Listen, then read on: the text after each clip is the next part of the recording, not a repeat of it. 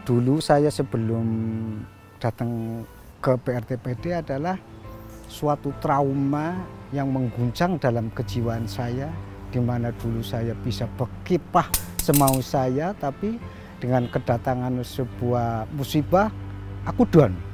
Nah, terus setelah aku down, disinilah saya bangkit.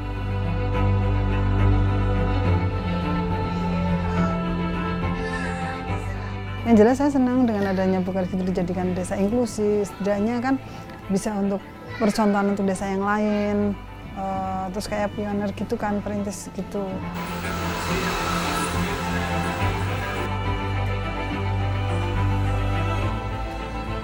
Terus ya saya berpikir, ya ngapain sih terpuruk di rumah, maksudnya apa ya, ngebayangin yang enggak gitu, buat apa. Terus ya kasihan juga orang tua di rumah ya udah ngidupin kita, nggak malu loh, ya kan, maksudnya nggak malu merawat kita, gitu. Mau membesarin kita dari, terus ya ngapain kita malu.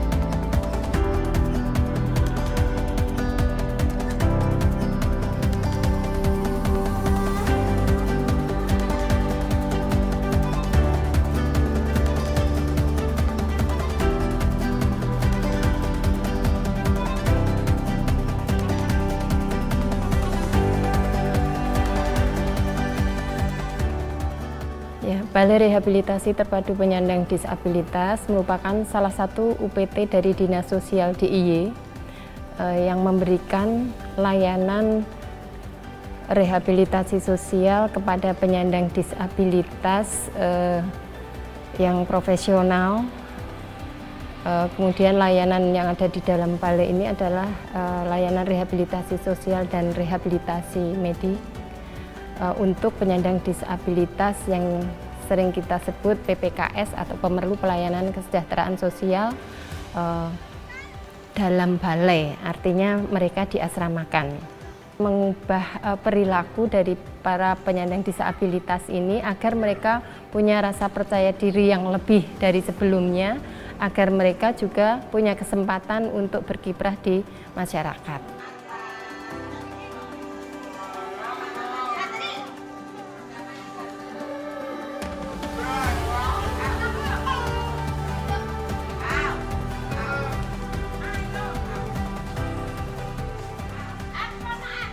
Di dalam rehab medik ada pemeriksaan kesehatan dasar, kemudian ada terapi antara lain fisioterapi, kemudian terapi wicara, kemudian juga ada pemeriksaan dan konsultasi dokter, kemudian konsultasi dengan psikolog, kemudian juga ada intervensi psikologi. Nah, ini terjadwalkan juga terapi-terapi penghidupan, yaitu berupa bekal keterampilan yang kita berikan kepada PPKS dengan harapan mereka pada saat nanti dilakukan terminasi atau pengakhiran layanan, mereka punya bekal keterampilan untuk mendukung kemampuan ekonominya.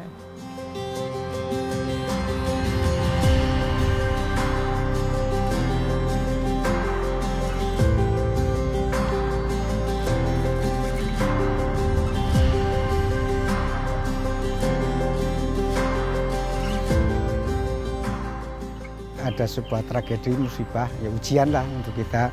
Terus saya sendiri punya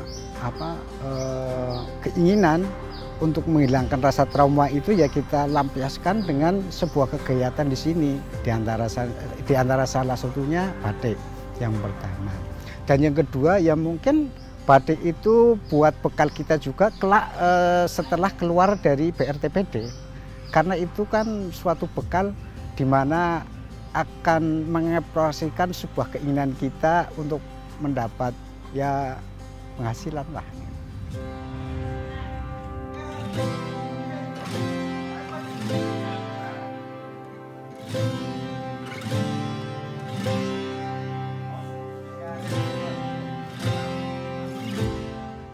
Dulu saya sebelum datang ke BRTPD adalah suatu trauma yang mengguncang dalam kejiwaan saya, di mana dulu saya bisa berkiprah semau saya, tapi dengan kedatangan sebuah musibah, aku down. Nah, terus setelah aku down, disinilah saya bangkit untuk mencari diri saya yang sementara hilang. Dalam artian psikologis saya itu akhirnya bangkit untuk menyingkirkan suatu perasaan-perasaan yang negatif dalam diri saya sendiri.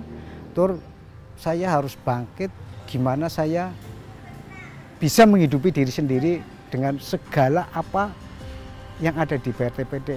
Ya diantara salah satunya ya keterampilan yang telah disiapkan oleh pegawai sininya. Ya intinya kita berikhtiar, tapi prerogatif pegangan kita hanya kepada Allah. Hanya itu aja. Kita pasti optimis lah akan hidup.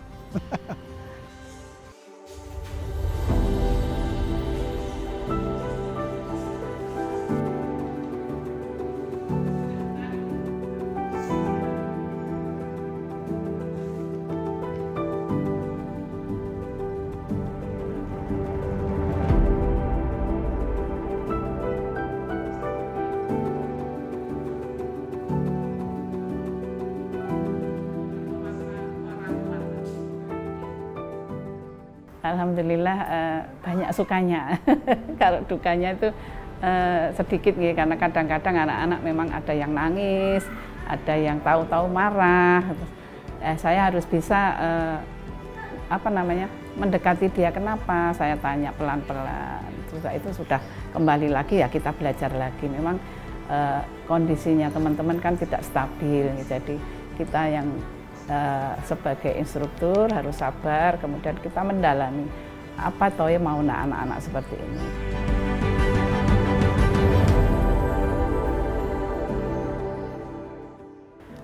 Diajari desain itu belum begitu belum begitu ngeh. Jadi kita harus ya sudah saya desainkan, kemudian dia yang mencolet malamnya.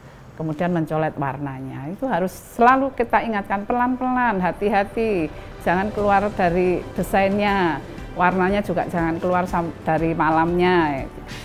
Jadi kita memang harus sabar. Saya berharap untuk teman-teman yang disabilitas ini bisa berjuang, bisa berkarya, jadi tidak dipandang sebelah mata dengan yang tetangga dan masyarakat umumnya, bisa berkarya kemudian menghasilkan sesuatu.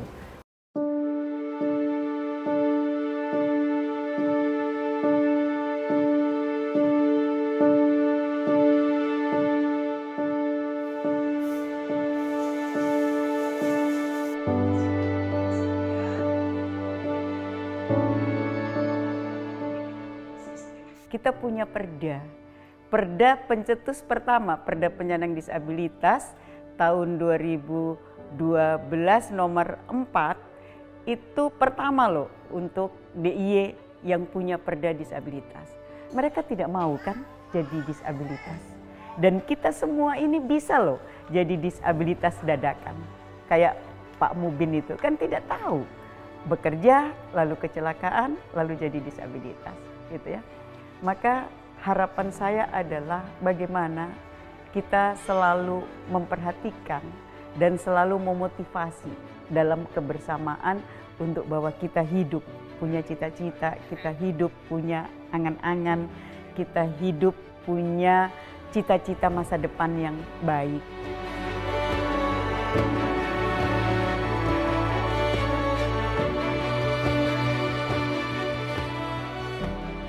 Kita punya UPTD Loka Bina Karya yang itu kita jadikan tempat untuk mendidik, melatih supaya teman-teman penyandang disabilitas itu lebih punya kompetensi.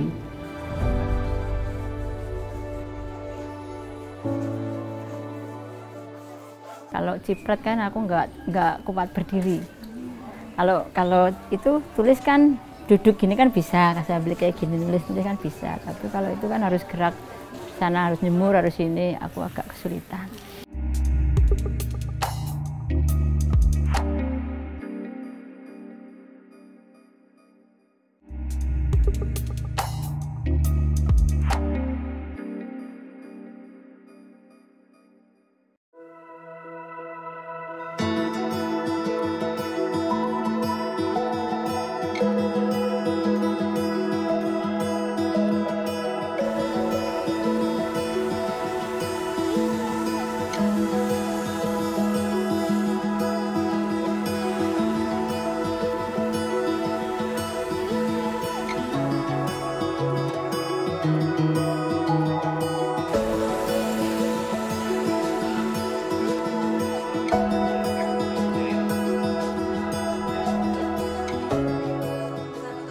Pemerintah Kabupaten Tegal tentu sangat komit bagaimana kita ingin mengusung isu penyandang disabilitas ini sebagai sebuah potensi yang bisa kita jaga bersama untuk kita dampingi ke depan. Yang pertama tentu dengan kebijakan regulasi.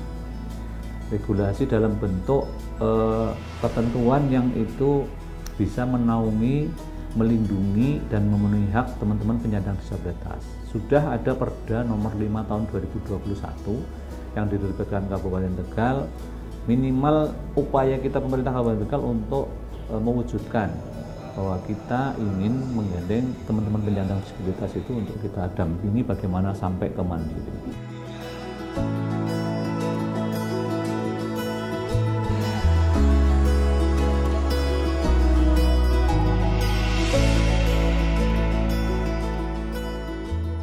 Juga ada perbubnya yang itu menjadi cuklak juknis untuk Perbub nomor 68 tahun 2022 yang itu sebagai titik awal kita dan kita bangun untuk minimal memauai regulasi pondasi untuk penanganan penyandang disabilitas di Kabupaten Tegal. Kita punya UPTD Loka Bina Karya yang itu kita jadikan tempat untuk mendidik, melatih supaya teman-teman penyandang disabilitas itu lebih punya kompetensi atau minimal bisa mandiri ketika nanti harus dituntut tetap hidup mandiri dan tidak ketergantungan dengan orang lain.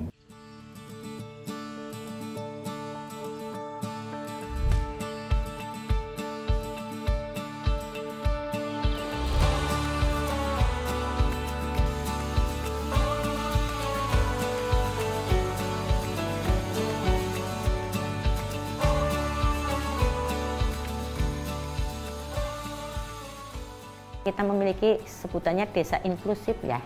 Jadi desa ini kita sudah ada 13 desa inklusif di mana peran teman-teman itu di desa inklusif itu bagaimana dia bisa juga ikut berperan aktif membangun di desanya ya. Jadi setiap misalnya Bang, tadi kan kita mengajak mereka. Jadi kan mereka biar menyampaikan sendiri kebutuhannya apa. Nanti kita catat.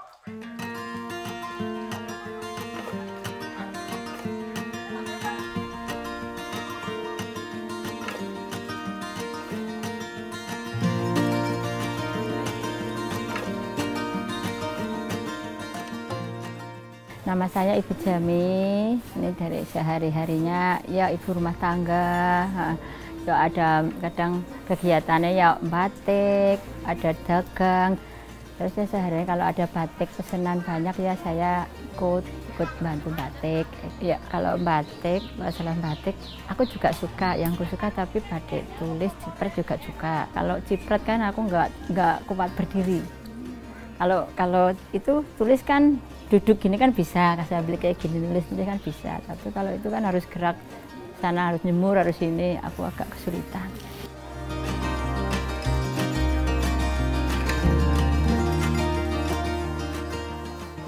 Biasanya kalau orang kantor itu kalau pesen itu banyak Mbak. Ada yang 20, 15, ada yang 70 piece gitu kan. Nggak tentu, kadang kemarin itu ada pesanan 1000 tapi dibagi 3 kelompok. Harapan saya ya itu maksudnya kayak kasihan teman-teman gitu yang difabel, maksudnya pengennya ya ada kegiatan, terus ada kemasan biar bisa cari uang kayak orang-orang yang normal kayak gitu.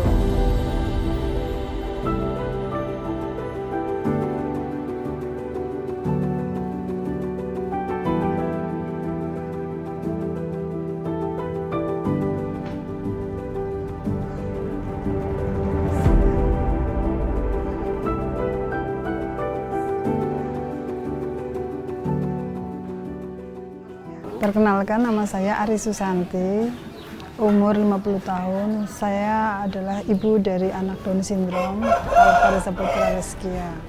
Alfa alhamdulillah dapat bantuan KIS 2019 dari offeran pemerintah Jateng itu. Pas waktu lagi bayar BPJS, terus ini Alfa juga keluar lah. Semenjak itu saya pakai lagi untuk terapi, karena dulunya terapi tapi yang berbayar, yang pakai itu jaminan kesehatan berbayar.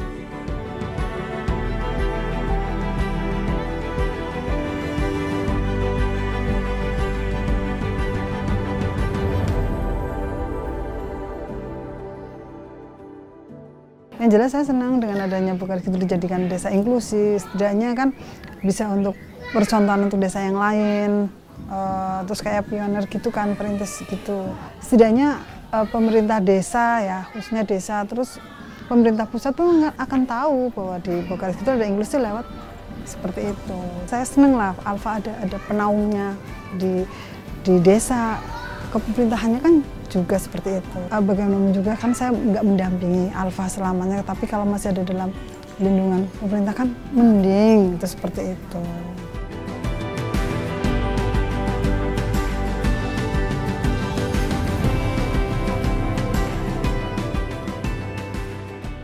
Ketika ada permasalahan, terus memang nggak terima dan lain sebagainya, dari permasalahan di lapangan itu diarahkan ke puskesmas. Maka apapun bentuk permasalahan di masyarakat, puskesmas lah solusinya.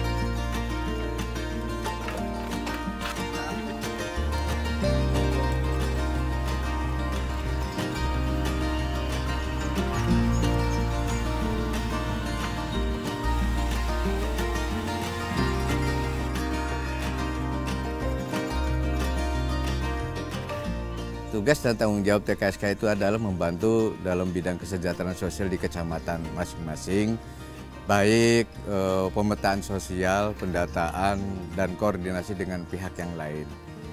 Yang kedua, membantu permasalahan permasalahan yang ada di masyarakat dalam bidang kesejahteraan sosial.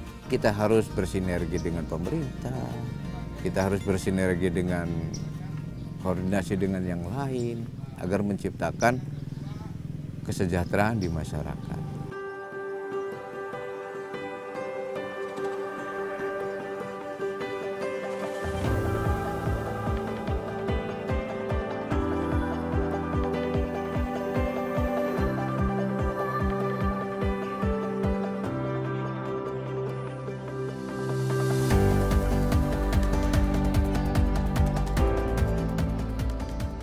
Ada yang masyarakat melaporkan ataupun keinginannya apa kan gitu.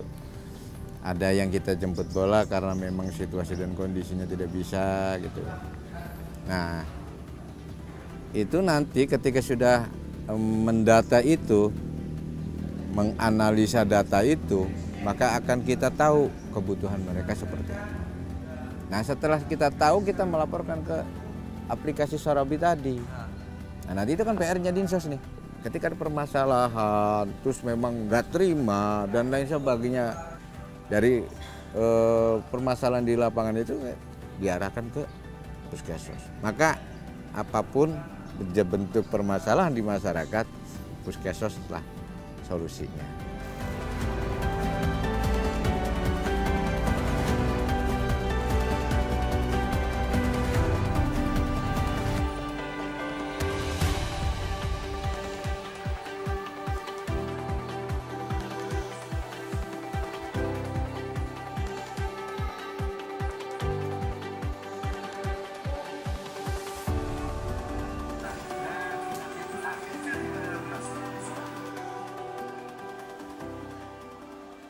Awal kenal Pak Badrudin, kebetulan dia teman kakak saya di kantor desa ya, dia kelurahan.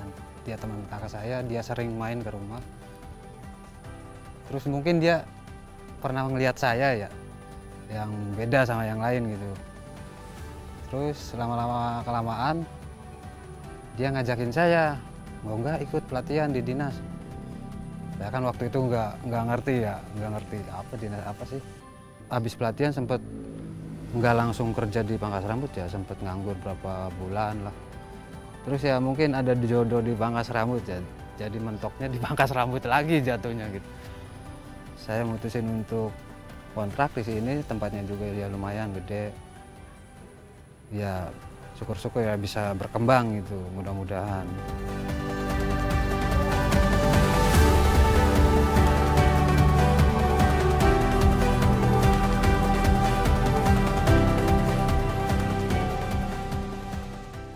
Terus ya saya berpikir, ya ngapain sih terpuruk di rumah, maksudnya apa ya, ngebayangin yang enggak gitu, buat apa. Terus ya kasihan juga orang tua di rumah ya, udah ngidupin kita, nggak malu loh, ya kan, maksudnya nggak malu ngerawat kita gitu, mau membesarin kita dari, terus ya ngapain kita malu.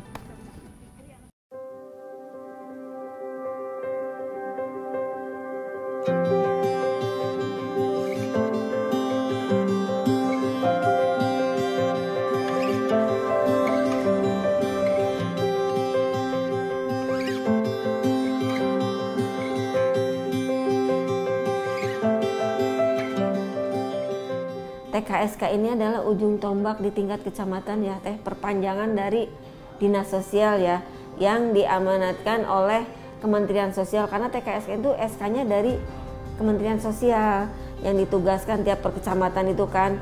Nah mereka itu tugasnya ya memberikan pelayanan terkait dengan kesehatan sosial, karena Dinas Sosial Fokus Disabilitas, nah mereka juga harus hadir saat disabilitas terlantar itu membutuhkan, bekerja sama dengan PSM desa. Nah, Pak Bahrudin ya, ini emang TKSK terbaik di tahun 2024, mereka dapat penghargaan. Ya memang beliau itu aktif di masyarakat. Kami juga sangat mengapresiasi.